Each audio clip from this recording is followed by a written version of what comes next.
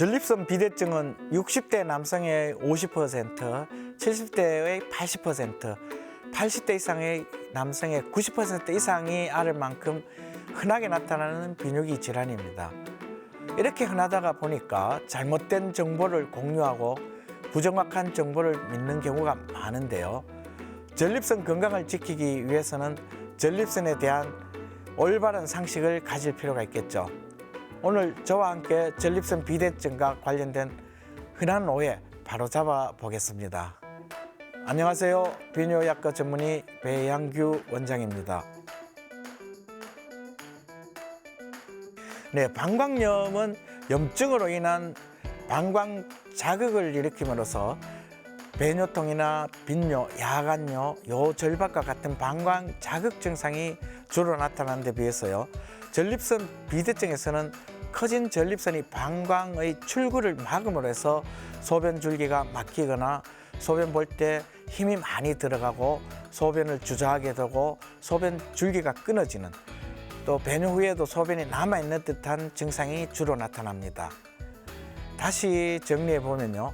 방광염에서는 방광을 자극함으로써 자극 증상이 주로 나타나고, 전립선 비대증에서는 방광 출구가 막힘으로써 배뇨 자체가 힘들어지는 증상이 주로 나타난다고 합니다. 네, 아직까지 밝혀진 상관관계는 없습니다. 그렇지만 일부 연구에서 만성 전립선염에서 발견되는 일부의 세균이나 바이러스는 암 발병률을 높인다는 보고는 있습니다.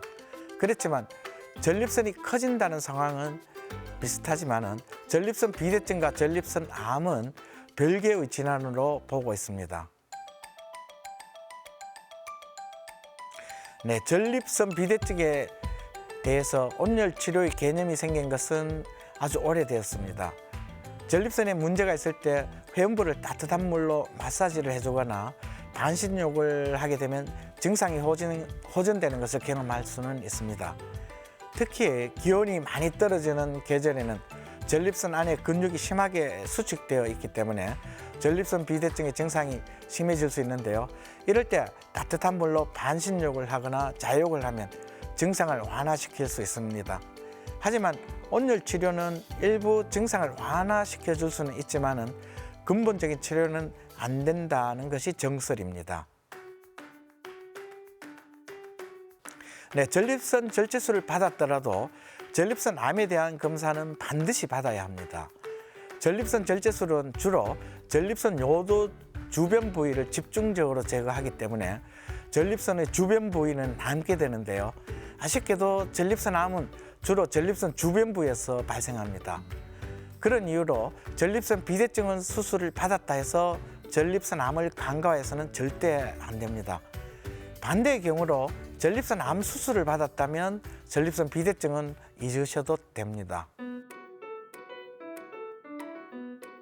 네, 배뇨장애를 일으킬 수 있는 약물들은 주의를 요합니다.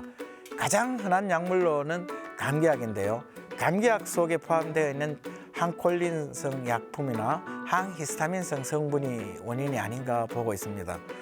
그 이외에도 항우울제나 항파킨슨 약물, 흡입용 기관지 확장제 등도 급성 요폐를 일으킬 수 있다고 보고 있습니다.